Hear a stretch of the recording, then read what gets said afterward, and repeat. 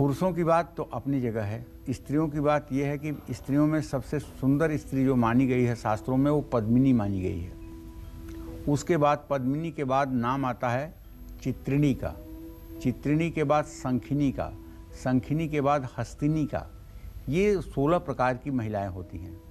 पद्मिनी स्त्री उसको कहते हैं जिसके कंठ पे यहाँ तिल होता है, जिसकी गर्दन लंबी होती है, जिसके चलते हुए पैर से किसी तरह की आवाज़ नहीं निकलती, जो हंस की तरह चलती है, वो है पद्मिनी।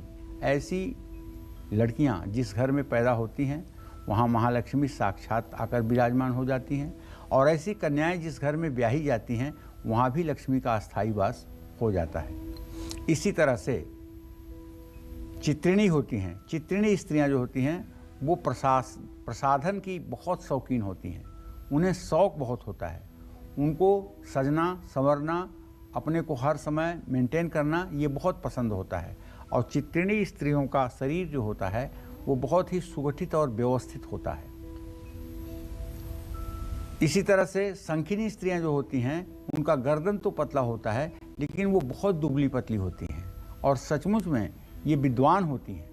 लेकिन हस्तिनी महिलाएं जो होती हैं वो झूम कर चलती हैं, काफ़ी मोटी होती हैं, काफ़ी शरीर उनका स्थूल होता है, भोजन ज़्यादा करती हैं और भाग्य भी मध्यम श्रेणी का ही रहता है, बहुत अच्छा नहीं हो पाता है। तो देखिए, शारीरिक संरचना के आधार पर बहुत कुछ चीज़ें पता चलती हैं। ये सामुद्रिक शास्त्र में वर्णन इसका आया है।